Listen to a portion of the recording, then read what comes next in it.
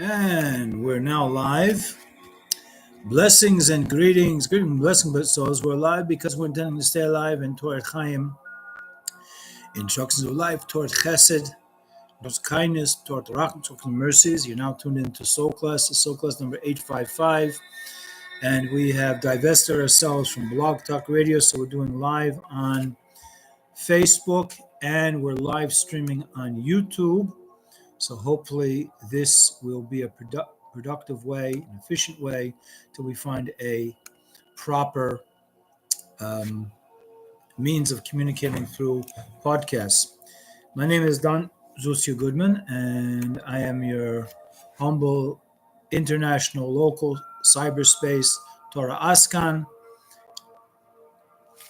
Torah activist, and joining me as a co-host is Dennis Ryan, our advocate and teacher student of teachings of Rambam, and we're going to be dipping into some Rambam today as it relates to the time of redemption, because I think everyone's a little tired of all this talk of war and talk of World War III, which is promoted to the benefit of not necessarily social engineers, or it could be, but other people with very narrow-minded viewpoints of this planet Earth and the purpose of human beings.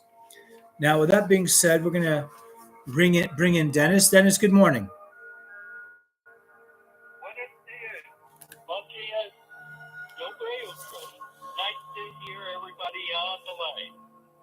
Okay, we're going to mute down the music. That was 963 hertz music to calm down the more tenacious aspects of human living.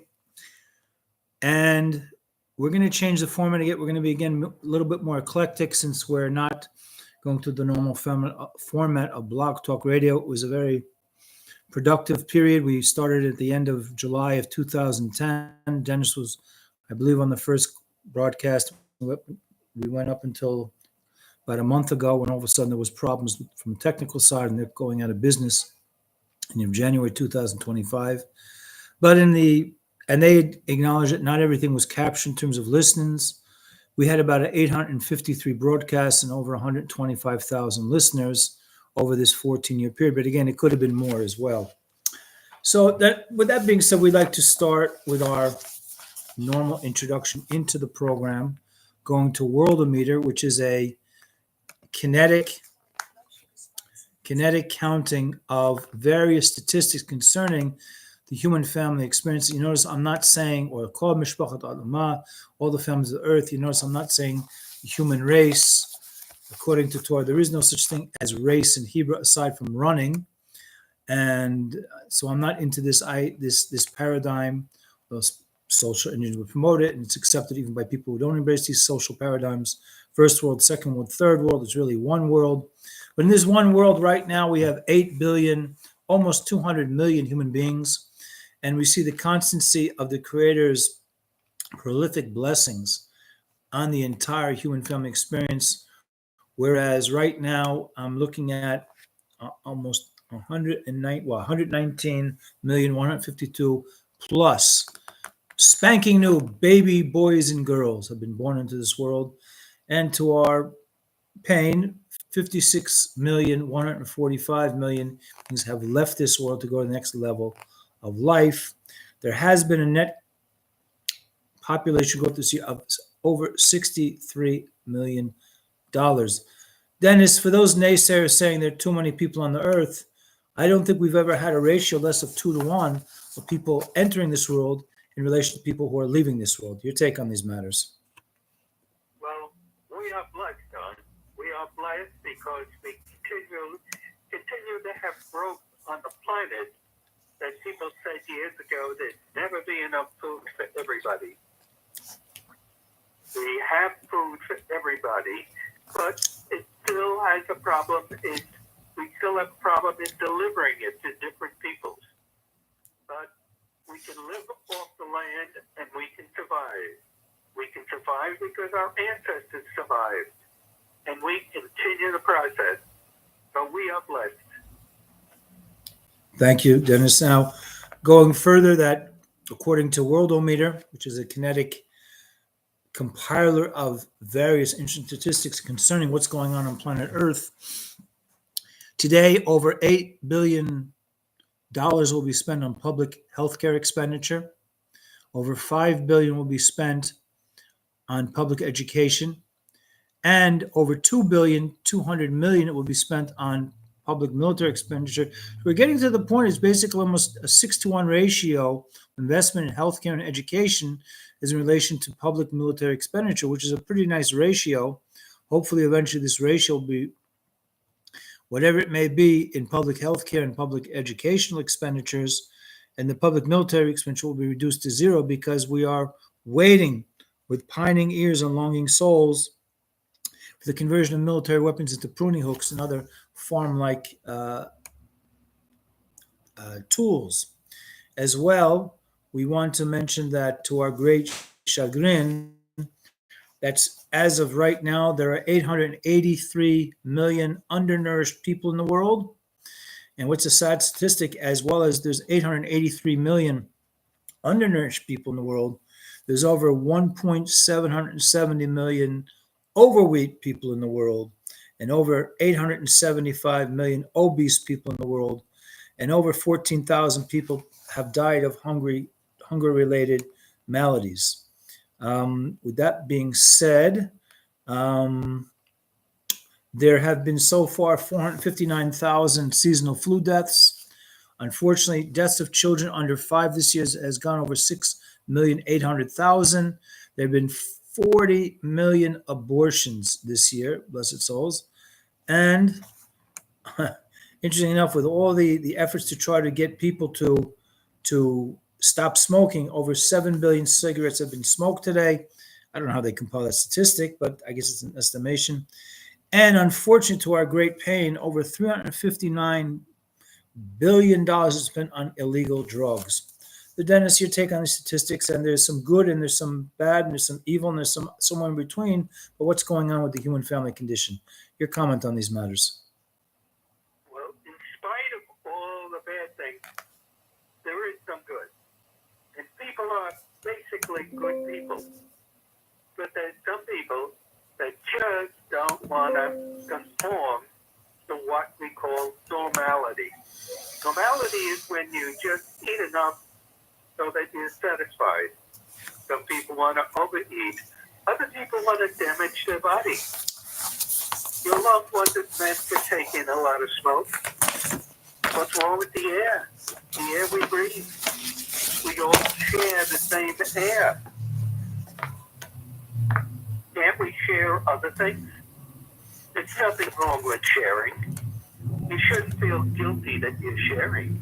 You shouldn't feel guilty that if you believe you're taking in more than a normal person. Why? Because do you really have to overdo it? There's some people that believe that they don't have enough gold or food or happiness. Well, unfortunately, there's a leveler that happens on Earth, and that is there's good and bad things. There's ups and downs that are constantly going on, and you must figure out where you are on the scale of when times are good, what times are bad. Why? Because you must survive. You must create a path so that your future is not only with you, but your offspring. And that offspring is what we count on. Because we wouldn't be here today if our ancestors didn't believe in using the birth of babies to handle our future. Yes, we don't know what's going to happen then because we don't know what the future is. But since we are blessed, everything has turned out on a positive basis. Yes, we have bad times. There are world wars. There are always fears. But if we constantly think of the negative side, we will not be able to enjoy the positive side. So, put your chin up and say you're going to do better than yesterday, and things will turn out okay. Not necessarily all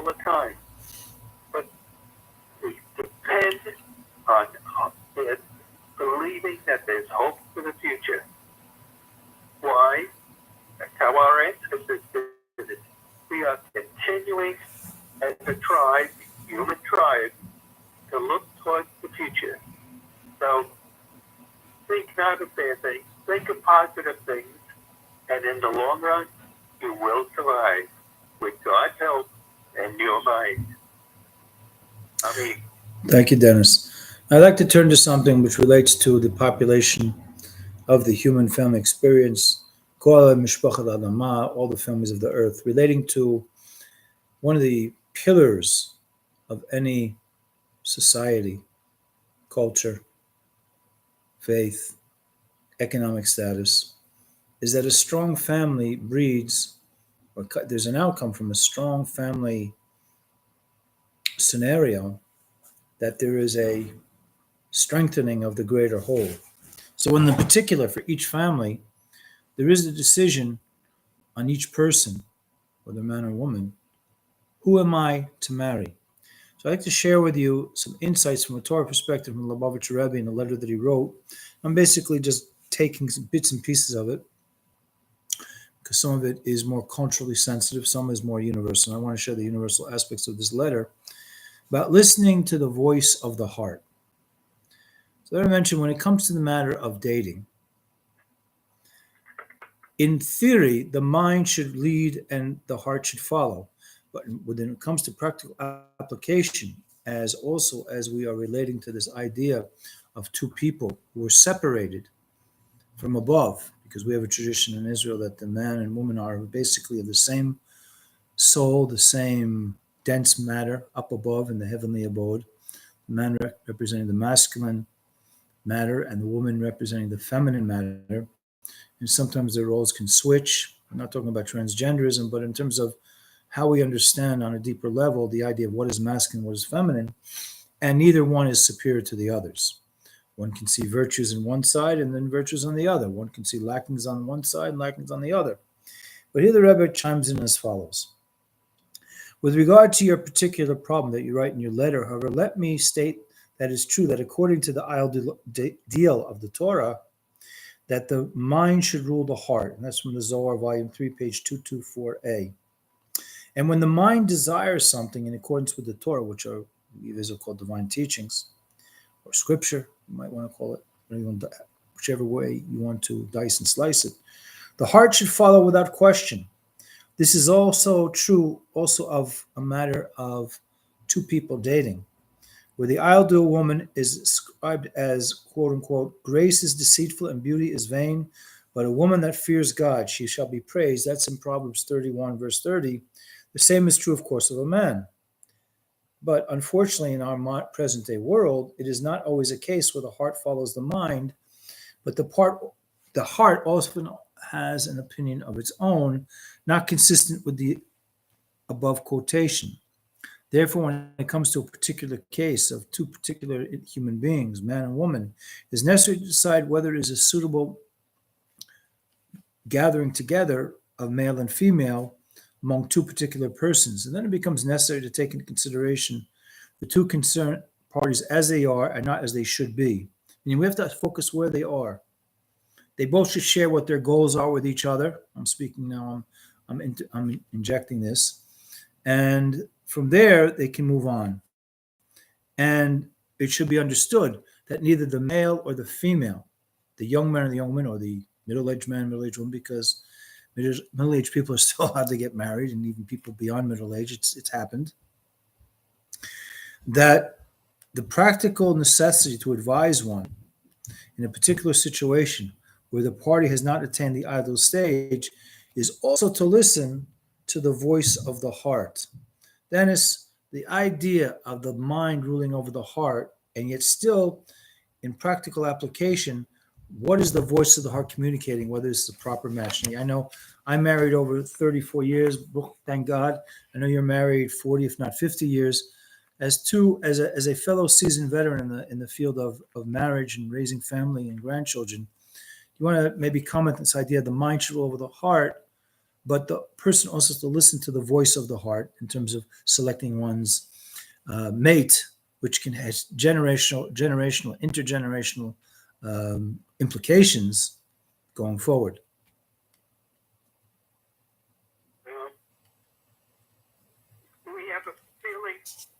other humans. There's a lot of animals on the planet, but we don't associate with them because we call them pets or some type of a pet. Or we have a recognition, a mental recognition that they're animals.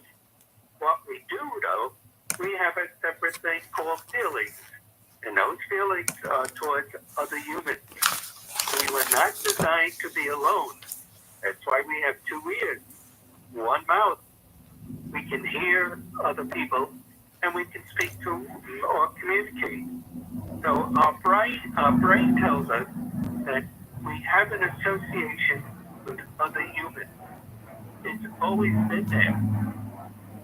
What it is, we don't know till we get friendly and we exchange and feel that there's something that we have in common with other humans. But that commonality is so strong that our brain says, or you want to say your heart. Well, your heart is the feelings, your brain is the understanding. And the understanding is what oversees everything else. And you understand that the future is coming. Each day goes by. And are you alone? Or do you want to be together with somebody? So you have to pick out somebody who's considered a partner to a certain extent that you can share your life with. So one of the things is to create babies, more babies. And that is always a problem with humans. That you have to know when the conditions are right, and that's what you feel. Your mind tells you to understand other humans and which ones are going to work out. So we try to pick a partner or somebody that we can live with to the point that we can procreate and that we can live together in the future. Why? Because we can't envision living alone. Humans just can't take that at all. They go what we call dirt crazy to a certain extent. If they're stuck on an island, they have to get off an island to see, are there other islands? Are there people in other islands? If I live on a mountain, are there other mountains in the area? Or what happens if I go to the bottom of the mountain? We must explore, search, and find. Our minds are looking for companions to a certain extent. We don't want to be stuck with people that we're going to argue and fight with all the time. No, we're looking for people who are gentle, similar to us, and have the same type of understanding. And that's why we are blessed. We are all blessed to have the same type of mind that was given to us by our Creator. We have to use it. And we use it to the point that that's how we take care of the future. The future is not a dark place. The future is a bright place as long as we can go into it and have hope for the future. And the hope for the future is that with God, we will proceed to multiply and go forward. Amen. That is an understanding that we all have. Some of us see it, some of us don't. But mainly people, as you get older, you understand. You weren't designed to be alone. You can do it for a while, but after a while you say, is there anything better? Is there something better? Because we must have a purpose. And our purpose is what our Creator put us on the earth to do. That is to go, multiply, give Him honor, and try to be a good person for the future. Not the easiest thing to do, but we must try. Try and try. We don't give up. If you're thirsty, you're going to look for water. If you're alone, you're going to look for companionship. We are people that are always searching. We don't stop searching. You must be able to understand why we're here, what is our purpose, and what are we going to do for that purpose. Thank you, Dennis. Amen. So, with that being said, I'd like to turn something a little bit humorous as we get into a heavier topic about the Rambam looking very deeply into this whole idea of what is the root of making religious wars. But as I've mentioned countless times, that one of the Rambam identifies one of the things we will evidence, we will observe very openly, is that in the Yemos Mashiach, the days of the Mashiach, the Messiah, there will be no jealousy, there will be no hatred, no competition, there will be no more war, and there will be no more lacking of substance like food to spread around the world. So this is a very short story. It's very humorous, but there's something very deep behind it. That there was a tzaddik, a righteous man by the name of Reb Meir of Pramishlan. So a person complained to him that so and so was taking away my livelihood. The mayor told him, when a horse lowers its head to drink from the river, he stamps his hooves. Why? Because he sees another horse reflected in the water. He becomes envious and angry, so he stamps at the other horse. He doesn't want it to drink up his water. You surely understand as a human being that there is enough water for many horses. As our sages have said, no individual ever takes away from the livelihood that's preordained for another. I think that this is one of the problems we still have lingering within the human family experience, is that people think that others are taking away their livelihood, whether this guy got the promotion or this woman, was hired to share the workload and perhaps take away the argument of the employees that were there before her, that they could have split up the work and made more money. You're taking this idea that no one can take away the livelihood from another. Well, we weren't designed to be alone, but we were designed to share the earth with other humans. And in effect, that concept permeates everything we do. There's no one person that can say, I want everything, I want it all. You don't even know what all is. It is so big. So we must understand that we fit in somewhere. We have a purpose. And our purpose is to live peacefully, do good, and to hope for the future and be prepared. So we must remember that we have to hold hands with somebody else. Our hands were designed, not that your left hand and your right hand will get together. Your hands were designed to hold the hand of another person. So that's called sharing. Sharing your space with somebody else. But once you share everything you need to live. Yeah. If you don't come across a mouthful of water, you come across a lake, a river, an ocean. Can you handle a whole concept by yourself? No. There's enough to go around. Mountains are all over the place. Deserts are all over the place. Do we share them? Yes, we do. There's other people that also survive in the same area that we live in. And we live together. Is it so hard? Do you want everything? Do you want to deprive your neighbor of everything else? If you can't use it, why not share it? It's a simple concept. Your mind can handle it. When you eat too much food, do you know when you say, I can't eat anymore? I've had enough. What is enough? Can you drink water unlimited? No. Your body can only accept so much. Well, that your mind says, maybe I can share some water then. If I can't use it all, maybe other people can use it. It isn't only for me. When a tree grows and there's fruit on the tree, can you eat all the fruit? No. Your mind will say enough is enough. So we cannot indulge ourselves to the point that we we want more than our body can handle. We are limited in everything we do. But that's for a purpose. That is so that one person does not absorb everything else that other people are doing. We must be able to understand that we have to live with other humans and we have to share. There may not be an abundance, but we can always share. And that is a positive sign that our mind can understand. We know enough is enough, but we also know when it is time to share. Amen. Man, thank you, Dennis. Okay, so with that being said, I'd like to turn to some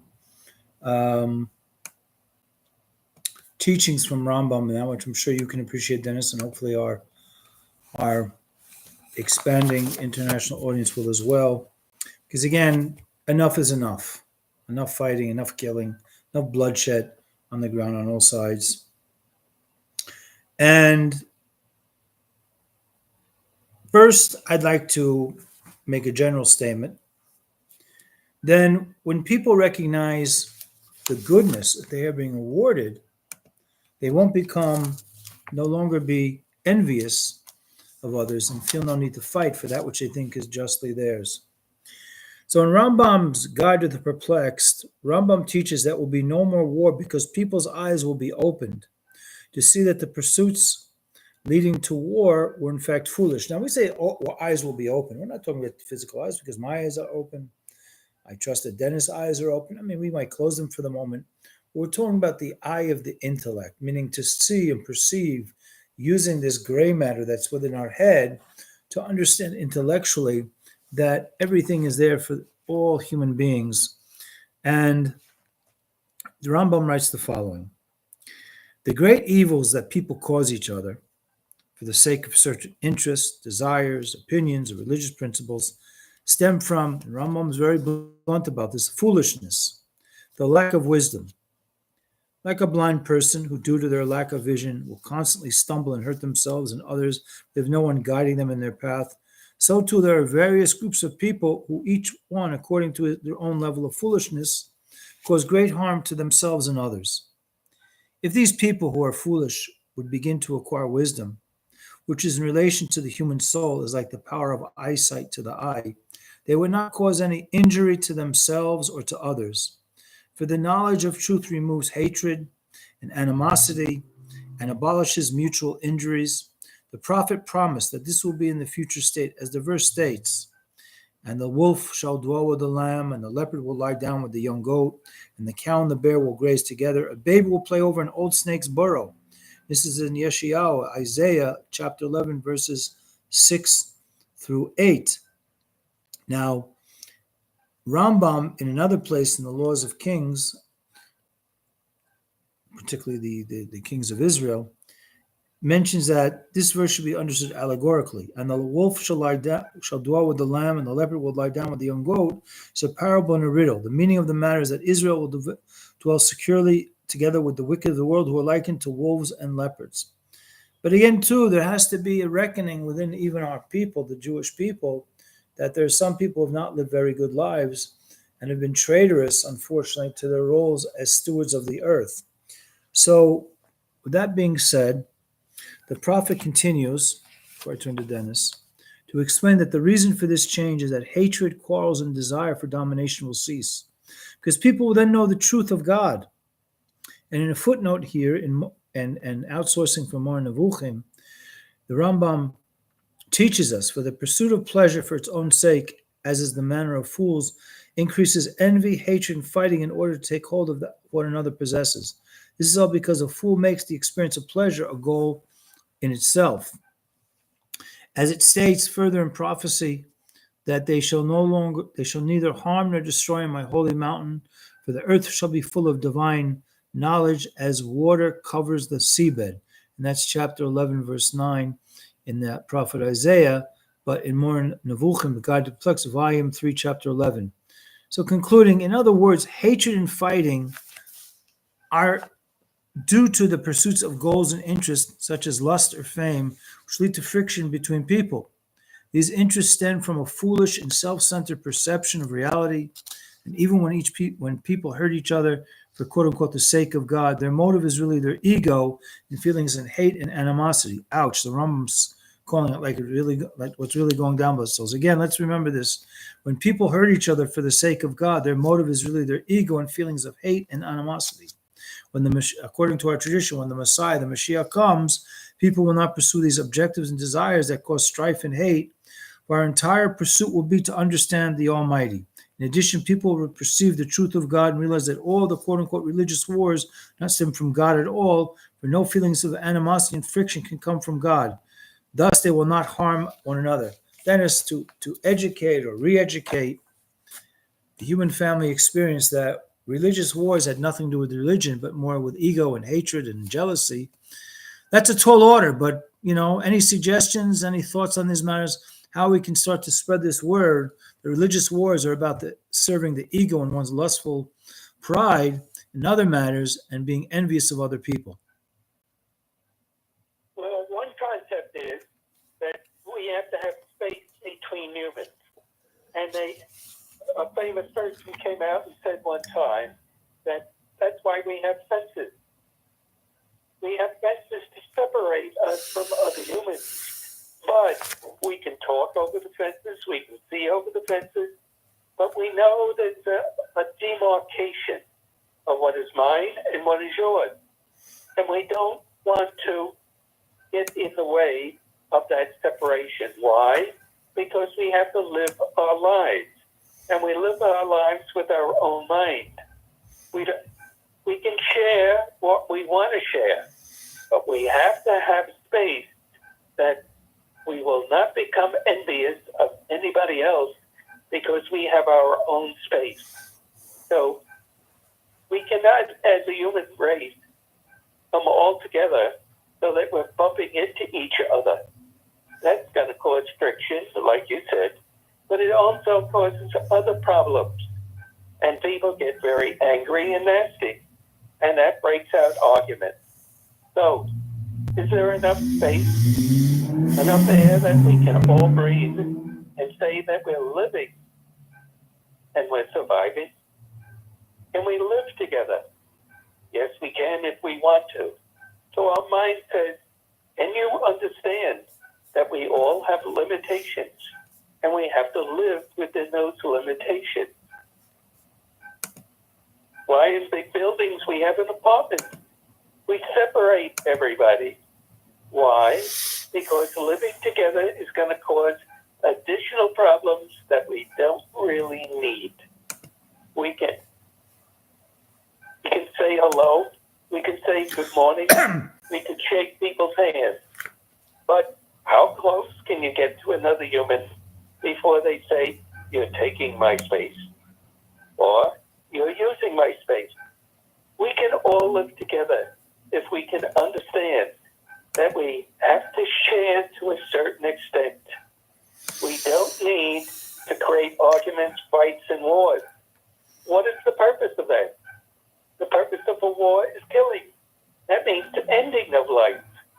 Why, in God's name, would anybody want to take another life? You have enough to take care of your own. You're too close to the other person. Maybe your life is interfering with theirs, or they're interfering with yours. No, we need some space. And we can find different places all over the world where there's plenty of space. We are not running out of space. We are not running out of those things that will separate us as humans, but we can certainly work together. We have common interests, common understanding. Why not let the commonplace take place? So therefore, we can understand each other as long as we all have some space. We all need breathing room. Even the animals need breathing room. They don't want to stay with humans. They want to go about their merry way and breathe freely. We love to breathe freely. There's nothing wrong with that. That doesn't mean we can't share. There's enough to go around. So you must understand we were put here to live together. That doesn't mean living on top of each other or sharing everything that's inches away. No, we need a little space. And if you have space, you can say that you're part of the earth. But that was given to us by God to use, manage, to understand, and how to behave.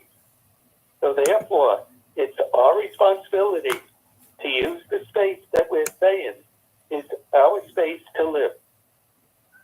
And think of all the things that must happen to make sure that there is no arguments, fights, war, and killing to go on. Can we really live together? Yes, we can. People have done it for many years. We have people who have been married for many years, and they manage to understand that they don't need to cause problems unnecessarily so that they can live in the future. So pray to God that you understand and you have the wherewithal to follow what He expects of us. Amen. Thank you, Dennis. Okay, so with that being said, Dennis, we all try to live orderly lives, and we all try to live lives that are confrontationally free of the differences that can arise among people. But then occasionally we have a chaotic life event, which kind of like mushrooms into our face, and it forms a mushroom cloud. It creates an atmosphere around us that we're overwhelmed. And so the minute before, everything was groovy, as they say, or they used to say in the 60s, everything is copacetic. The universe is aligned according to our, microcosmic, teeny tiny perspective, according to how our teeny tiny brains work and our teeny tiny heart is. I'm saying on a microcosmic level because, each one of us is 1 out of 8 billion human beings as a collective unit. It's a lot of heartbeats and it's a lot of thoughts, it's a lot of intellect. But I saw yesterday a teaching by the Lubavitch Rebbe talking about this idea of a sudden chaotic, unplanned experience. And it's coming from a place of chaos, otherwise known as Olam Atol, where there's a tremendous light just coming down on a person, sort of like a sudden shower bursting onto the scene. We said maybe 10 minutes ago, it was sunny. And the gray clouds moved in, and then they turned dark, and all of a sudden a person's drenching in water, and one didn't take an umbrella, although there was a forecast for potential rain. And then what person feels like the day has been, drenched in that moment, and they don't know how to dry themselves off and recalibrate.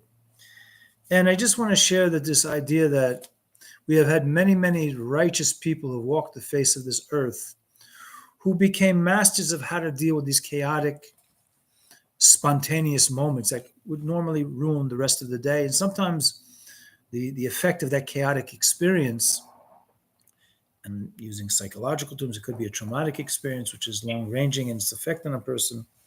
So to understand that this tremendous energy is just a test.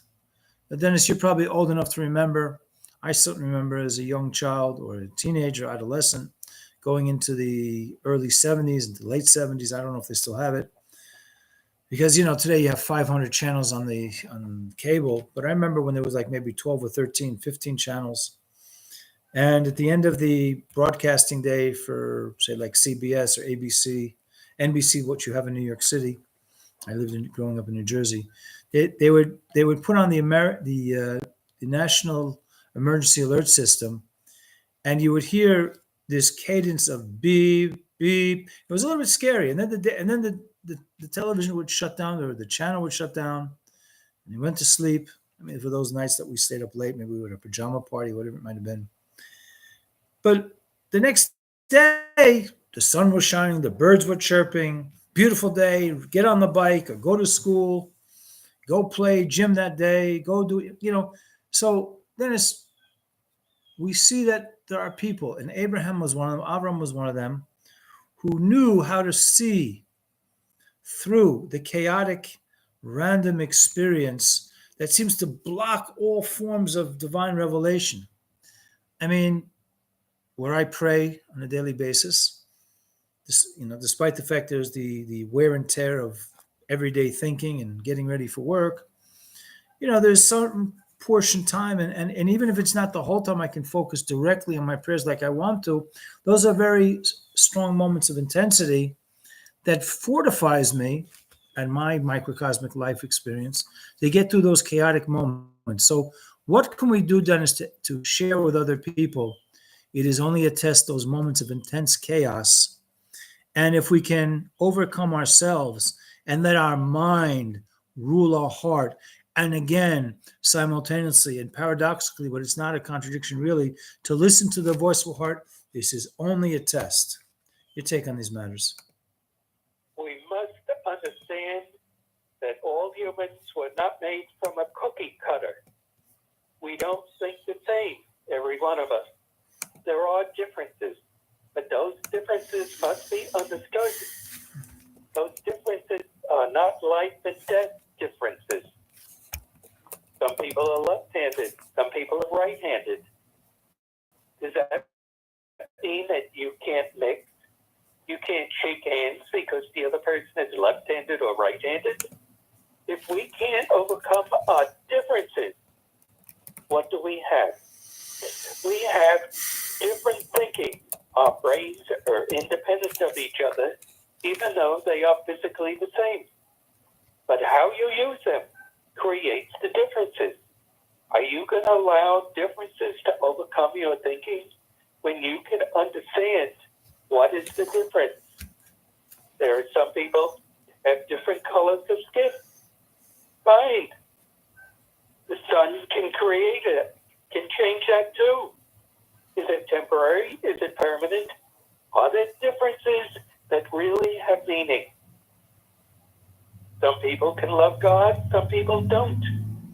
That's the differences. Can you live with that? Can you understand that? Of course you can. Some people like certain tastes for food, other people don't. Can they all sit down and have a meal, even though they're eating different food? We don't say everything must be alike. If you like the color red or green, that's fine. But you can't say you don't want to understand the other person because they don't agree on the same color. Yet we have many, many, many differences. And each person can have a little difference. That doesn't mean we can't live together.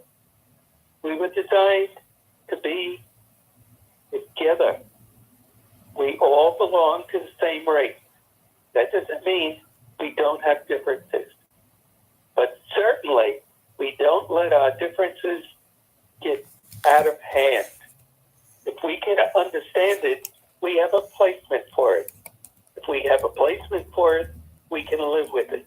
If we can understand, we can absorb it and keep on going. Because even when we have children, that doesn't mean they're going to be exactly like us. They're going to have different understanding. They're going to smell things differently. They're going to taste things differently. They're going to have different feelings. But that doesn't change that we are all human and we all have a common purpose. We must remember that we can overcome our differences, but we cannot change it so that we live for the difference. No, we live what is common to all humans, and that is we were created by one creator, and we were meant to live together, not necessarily to have the same cookie cutter ideas. So we have choices, a brain. We have hearts for feelings. Everybody's feelings, understanding is not the same. But do we have a commonality among us that says we can live with other people? Who cares if they like eating meat and I don't like meat? I like to eat vegetables. Is that a difference that makes the world a difference? No. We have many, many differences, but we we can understand it, overcome it, and realize that there's a commonality among us. If you can't understand that, you are forever going to be at war with other people. Why? Like they have your difference? They don't. But we can still live together, pray together, and realize we were made by one creator and we have one purpose, and that is to get into heaven. No one said you must overcome all the differences. The differences will remain there. When we get buried, we don't get buried in the same place, in the same coffin. We have different coffins for different people.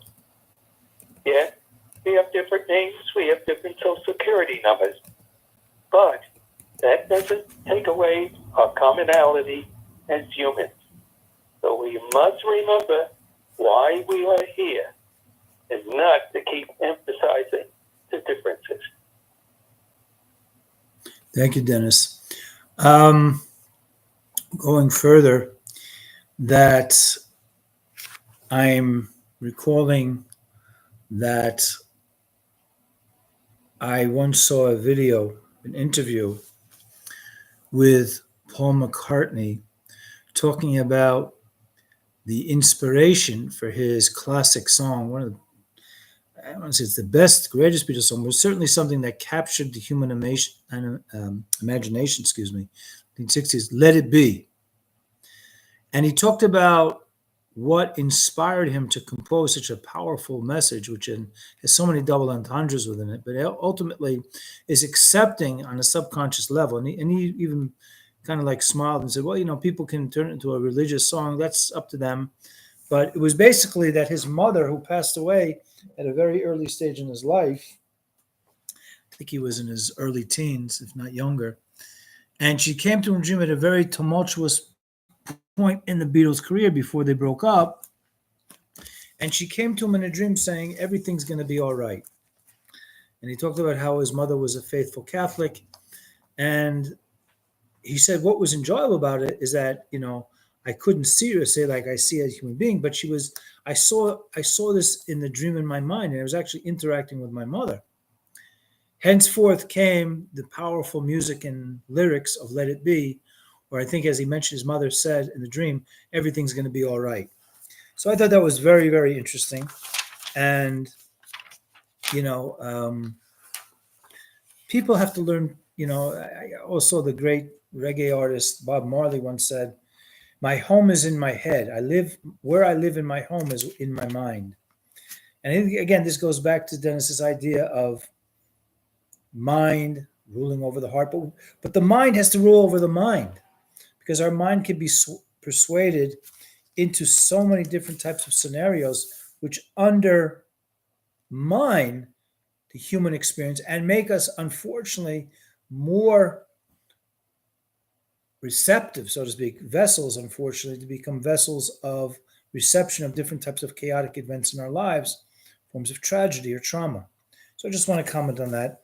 Now we're going to move on to, and I'm sure you'll have what to say about this, chapter 4 in Psalms, written by King David, Naim Zmirat Yisrael, the sweet singer of Israel. And he wrote basically a psalm that, as we mentioned in Psalm 3, in previous broadcasts, that was written in reaction to fleeing from his son Absalom, who was convinced by one of his advisors that he should take the throne from his father David. And the staunchest supporter of Absalom his name was Achitophel. And he was a counselor who had a certain eminence, that he thought that royalty would come from him, meaning Achitophel. So he interpreted this, that he himself would sit on the throne, basically that what was going on, ultimately, according to oral Torah tradition, was that the seed of him that would take the throne of Israel would be by way of his granddaughter Bathsheba, who was the wife of David and the mother of Solomon. So he gave bad advice to Absalom, and Achitophel wanted to act as if he was acting with religious zeal, or righteous zeal, I should say, not religious, righteous zeal. and bringing Absalom to court for his, to carry out his atrocity to kill his father. And King David in this psalm is imploring these type of men, both the son of Absalom, and Achitophel, to repent, to turn back. Instead of seeking to be ruthless and take revenge from his enemies, David, who is the great ancestor of the future Messiah, would prefer and promoted the idea of reconciliation and offered to guide them true fortune and happiness. Let's go to this first verse. For the conductor with instrumental music, a song of David. That in the Hebrew, which is not caught in the nuanced translation in English, Lam Natseach, this means for the conductor, meaning the Levite. The Levites were the one who conducted the choir and the band inside the Holy Temple. And every day there were songs and hymns to accompany the sacrifices, and the singers and musicians were directed by the conductor. And only to this person King David would hand over his compositions, which we know as psalms. That Rashi, one of the primary elucidators of the 5 books of Moses and the Tanakh, which are teachings like this, mentioned that every Levite was worthy of this title. So, with that being said, that David never ceased to ridicule the use of arms and might.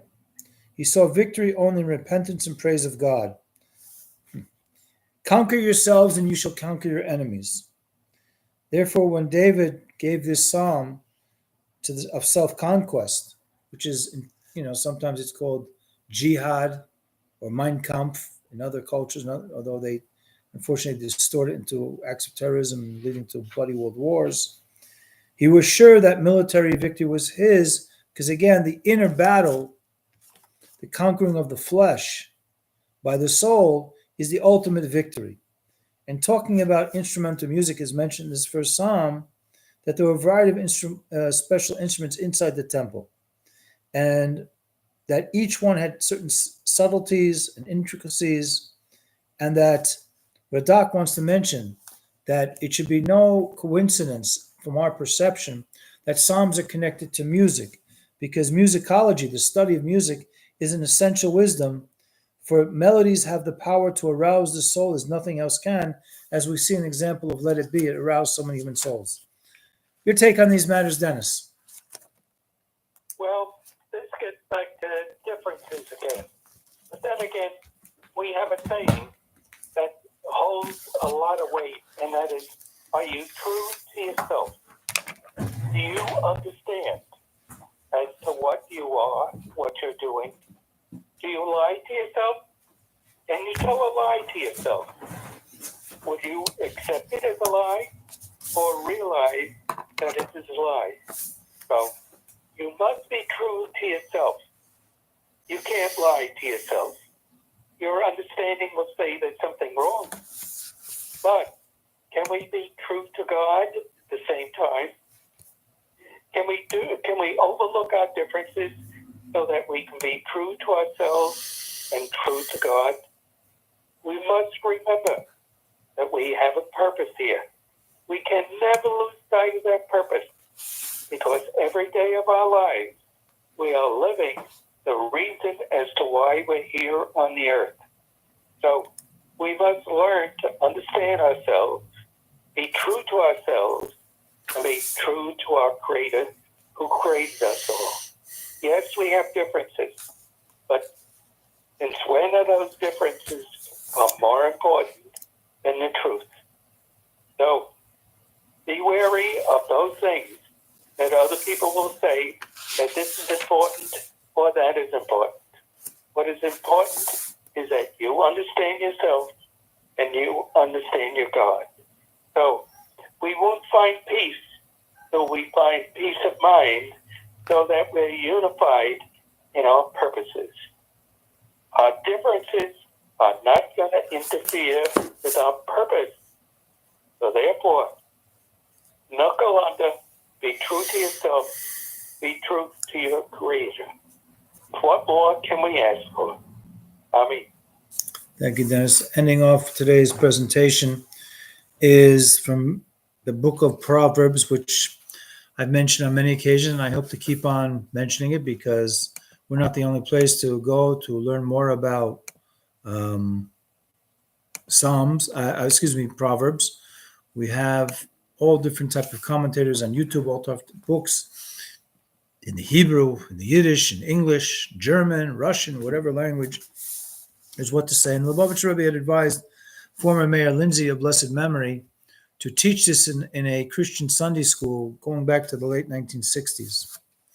So chapter 5, verse 9, King Solomon goes on. And again, as we just mentioned before about the idea of a woman of valor, it is a simple presentation. There's also the allegorical presentation of a teaching concerning the woman who is playing in the role of a harlot, or likened allegorically to idolatry. So King Solomon wants to warn us in terms of these negative attributes of human behavior, whether it be wasting time on the harlot or wasting time on idolatry. He says in chapter 5, verse 9, lest you give others your glory and your years to a cruel one. What's going on here? Every human being was created with a glory, because in the end of chapter 6 of the Pirkei Avos, the ethics of our Father, everything they created for was for his glory. So therefore, if you are a created human being, which you are, those who are watching or will watch for the archive version, you are a being of glory, a human being glorious and rejoicing in the fact you've been chosen, not as a sparrow, not as a hippopotamus, not as a blue whale, not as a blade of grass, that you are testimony on the human experience level, to glorify the Creator by fulfilling your role as a humble and happy steward of the earth. So the glory given to you by heaven, according to Matsuda David, don't put into the hands of those who would undermine you, because it could also lead to not just an unhappy life, it could lead to an untimely death. And don't give yourself over to angelic forms who will prosecute you in a realm that people have a lot of time dealing with, or a hard time dealing with. A place called Gehenna, also known as hell. How much time a person spends there, that's not discussion. I openly encourage anyone who wants to learn about what hell is, which is basically a place of shame for the soul to be in. Why go in that direction? Go in the way of heaven. Do heavenly deeds on this earth. Love your neighbor. Think good thoughts about your neighbor. Love your parents. Love your wife. Love your children. Love your friends. Love your cousins. Love your community. Love your nation. Love people all around the world as you interact with them on an interpersonal level. Dennis, this idea of saving our strength to testify that we are living examples of God's glory, because everything he created was for his glory. He created all humans, and all humans are imperfect. We must be able to understand our imperfections. Why? Because that way we can emphasize our positive side of life. And the positive side of life is what counts. God is always there, waiting to hear from us, to work with us. If you think you can work alone without God, you are fooling yourself. We must be true to ourselves. We were created by God. We are God's creatures. Imperfections don't mean anything. You must be able to understand them and overcome them. God is with us. God bless us all. Amen. I'd like to thank you, Dennis, for sharing one of your most valuable resources, your precious time on this Sunday morning. We reach high noon, and we're going to sign off today. And hopefully I'm going to find a way to maybe get us more participants, Dennis, and also more listeners through another means of cyberspace communication. But in the meantime, I want to wish everyone a wonderful week. Hopefully, in a way of a Havachad, one love, Gor Lechad, one destiny, Kulano for all of us. V'dar chinom daksham, a pleasant, peaceful way. And I want to remind you, this is no dream. You should never be disappointed to realize or to be informed by others. You have been anointed not just to be a being of glory, because everything created with glory, but you were created with a divine image which should get in scrimmage to access human intellect, that your mind should rule over your heart, get rid of those negative desires, but still have the patience and the intuitiveness to listen to the voice of your heart. So we're going to end off in today's program with a music that I've played before, but I like the song so much. It's called Sweet Home Jerusalem, to take off on Sweet Home Alabama by Menachem Herman, who actually played at my wedding way back in September 9th of 1990. So here we go with Menachem Herman, Sweet Home Jerusalem. Everyone have a wonderful week, and hopefully we'll resume our broadcasting next week. And take care, everyone. Here we go.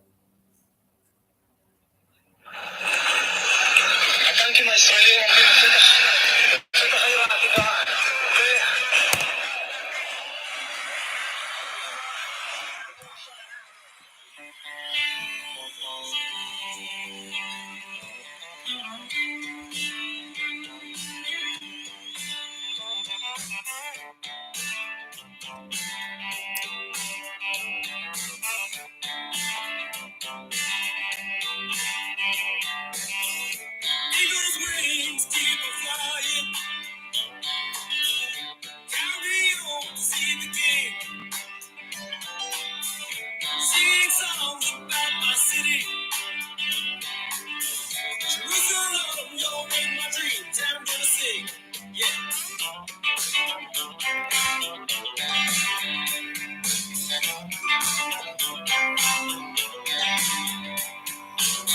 Well, I heard you and talk about her, but a Jewish boy won't break this groove. Uncle said, please remember that Jerusalem won't be split in two. Sweet home, sweet Jerusalem, where the skies are so blue. Sweet home, sweet Jerusalem, Lord, I'm coming home to you.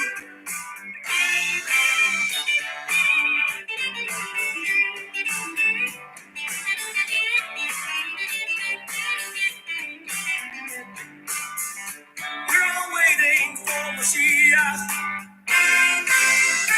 You can bet he's coming soon. We'll all be dancing in Jerusalem,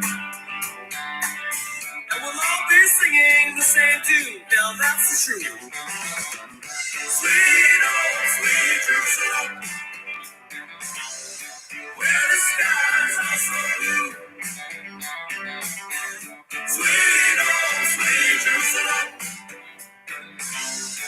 Lord, I'm coming home to you.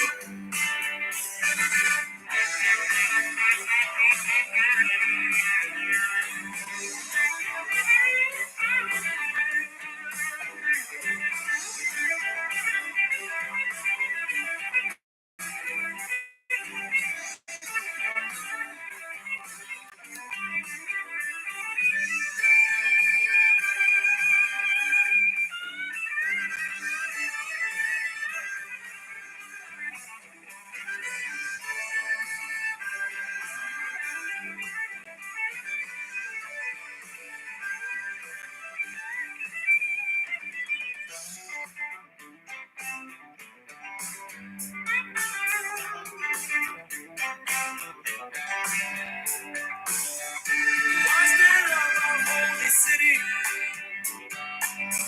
they've been known to pick a song or two.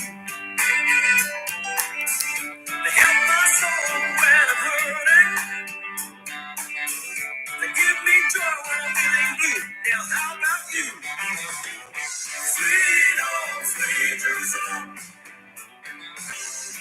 where the skies are so blue. Sweet home, sweet Jerusalem, Lord, I'm coming home to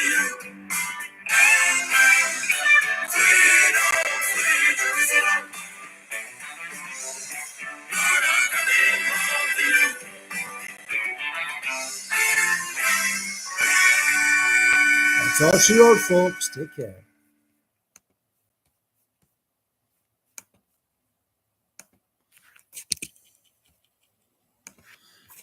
Dennis.